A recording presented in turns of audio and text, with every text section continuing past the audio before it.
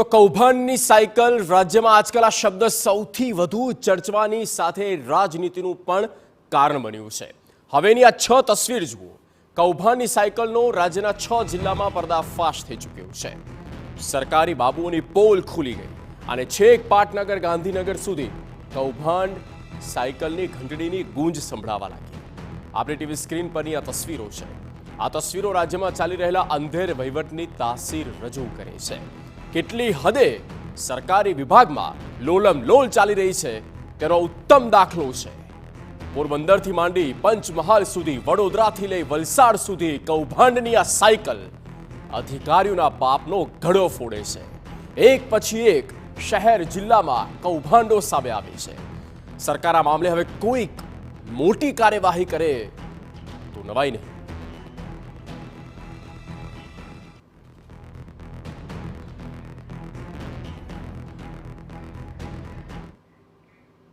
સરકારી સાયકલ ખરીદી વેચાણનું એક મોટું કૌભાંડ। આ સવાલ થાય કારણ કે ધૂળ ખાતી સાયકલના અંધેર વહીવટના ઉત્તમ નમૂના બાદ હવે સરકારી બાબુઓના વધુ એક કારસ્તાનનો પર્દાફાશ થયો।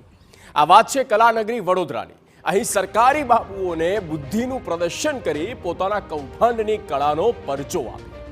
જિલ્લા શિક્ષણ વિભાગે આડેધડ સાયકલોની ખરીદી કરી નાખી।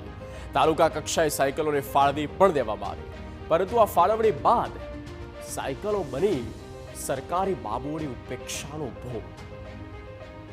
તો ફાળવણી કરવાના બદલે તાલુકા કક્ષાએ સાયકલોને મૂકી રાખવામાં આવી। વિદ્યાર્થીનીઓ સુધી જે સાયકલો પહોંચવાની હતી તે સાયકલો 10 વર્ષ પડી રહી। અધિકારીઓ નહીં પરંતુ આખી સરકારો બદલાઈ ગઈ, પરંતુ સાયકલો પોતાની જગ્યા એક પણ ઇંચ ન। આપને પણ કહી દઈએ કે 1833માંથી 995 સાયકલો ભંગારમાં ફેરવાઈ ગઈ। જોકે હરાજીમાં પણ સરકારી બાબુએ ભાંગરો વાટ્યો। હરાજીમાં ભાગ લેનારાઓને માત્ર ફોટોગ્રાફ બતાવી સાયકલ પધરાવી દેવાનો પ્રયાસ કરાયો। તંત્રને પારખી ગયેલા લોકોએ હરાજીનો બહિષ્કાર કરી દેતા કોકડું ગૂંચવાયું છે।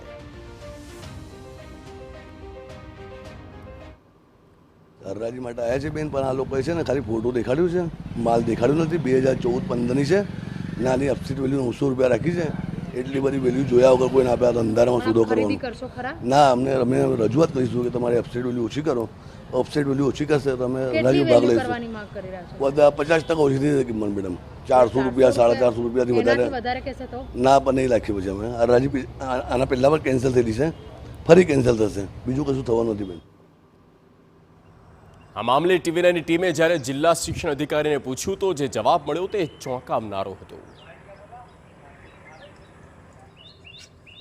રાજ્ય સરકાર દ્વારા સર્વ શિક્ષા અભિયાન અંતર્ગત કન્યાઓને ફરજિયાત શિક્ષણની વાત કરવામાં આવતી હોય છે, પરંતુ જે શાળાઓમાં બાળકીઓ અભ્યાસ કરતી હોય છે, પ્રાથમિક શિક્ષણ મેળવતી હોય છે, તે 8મા ધોરણની બાળાઓને સાયકલ આપવાનું સરકાર દ્વારા સરસ્વતી સહાય યોજના શરૂ કરવામાં આવી હતી। જો કે આ યોજના એક જ વર્ષમાં બંધ કરી દેવામાં આવી, પરંતુ જે વર્ષે આ યોજના શરૂ કરાઈ વર્ષ 2014-15 ત્યારબાદ વડોદરા શહેરમાં 1800 જેટલી સાયકલ સરકારે પૂરી પાડી, જેમાંથી 800 જેટલી સાયકલો તો સરકારે બાળાઓને વિતરણ કરી દીધી, પરંતુ બાકી રહેલી 995 સાયકલોનું હાલ ભંગાર બની જતા તેને હરાજી કરવાનો વારો આવે છે। જિલ્લા પ્રાથમિક શિક્ષણ અધિકારી આપણી સાથે હાજર છે, તેમની સાથે વાત કરીશું। સર, 10 વર્ષ લાંબો સમય થઈ ગયો, 995 સાયકલ ભંગારના ભાવે વેચવામાં આવી રહી છે, કારણ કે જે વખતે ખરીદી કરવામાં આવી 4000ની એક સાયકલ હતી, 900 રૂપિયામાં આપી રહ્યા છો। મેડમ, સાયકલો 10 વર્ષ જૂની છે અને સરકારશ્રીની ગાઈડલાઈન અને પ્રવર્તમાન સૂચના અનુસાર હરાજી કરવાની હોય આપણે હરાજી કરવામાં આવે છે। સાહેબ, હરાજી કરવાની ફરજ કેમ પડી? કારણ કે 1800 જ્યારે સાયકલ આપવામાં આવી હોય, કદાચ સંખ્યાની ગણતરી પ્રમાણે જ આપવામાં આવી હશે, તો આ 995 સાયકલ બાકી કેમ રહી ગઈ? 995 સાયકલ જે તે સમયે ડાયસ ડેટા મિસમેચ થવાને કારણે થઈ શક્યું હોય। બિલકુલ, આજે ડાયસમાં ડેટા મિસમેચ થયો છે તો જવાબદાર અધિકારીને શોધીને એના પાછળ કાર્યવાહી કરવાની ફરજ પાડશું ખરી? જે તે સમયે જવાબદાર અધિકારી સામે કાર્યવાહી થયેલ છે। શું કાર્યવાહી કરાઈ છે? એમને નોટિસ પણ આપેલ છે અને રાજ્ય સરકારને પણ જાણ પણ કરેલ છે અને રાજ્ય સરકારે પગલાં પણ લીધેલ છે। લાગે છે કે નોટિસ ફટકારી એટલું કાફી હતું, કારણ કે પ્રજાના ટેક્સના નાણાં આ સાયકલોની ખરીદી પાછળ વપરાતા હોય છે। હવે જ્યારે 900 રૂપિયાની એક સાયકલ વેચવામાં આવી રહી છે, લોકોના ટેક્સના નાણાં તો પાણીમાં ગયા। મેડમ જવાબદાર સામે પગલાં પણ લેવાયા છે. બિલકુલ, હવે જ્યારે હરાજી કરવામાં આવી રહી છે, આજે 995 સાયકલ છે, આ સાયકલને આપ ધાર્યા હોત તો કદાચ રિપેરિંગ થઈ શક્યું હોત, અન્ય વિદ્યાર્થીઓને કામ લાગી શક્યું હોત. સરકારશ્રી દ્વારા એવી કોઈ સૂચના નથી, હરાજીની સૂચના છે જાહેર નિરાકરણ, એટલા માટે કરવામાં આવે છે. અને છતાં જો આપ લેવા તૈયાર હોય તો અમે કરીએ એવું. બિલકુલ, જે રીતે વાત કરીએ કે અધિકારીઓ દ્વારા કહેવામાં આવી રહ્યું છે કે સરકાર દ્વારા આ આદેશ આપવામાં આવ્યો છે કે બાકી રહેલી તમામ સાયકલોની હરાજી કરવામાં આવે, પરંતુ જો જે સમયે આ સાયકલ બિન ઉપયોગી પડી છે તેવી સરકારને માલુમ પડ્યું હતું, તો તે સમયે જો કદાચ અન્ય વિદ્યાર્થીઓના વપરાશ માટે આપી હોત તો કદાચ ભંગારના ભાવે આ સાયકલો વેચવાનો વારો સરકારને કે શિક્ષણ વિભાગને ના આવ્યો હોત. કેમેરા પર્સન રોહિત ગોયલ સાથે અંજલિ ઓઝા, TV9 વડોદરા.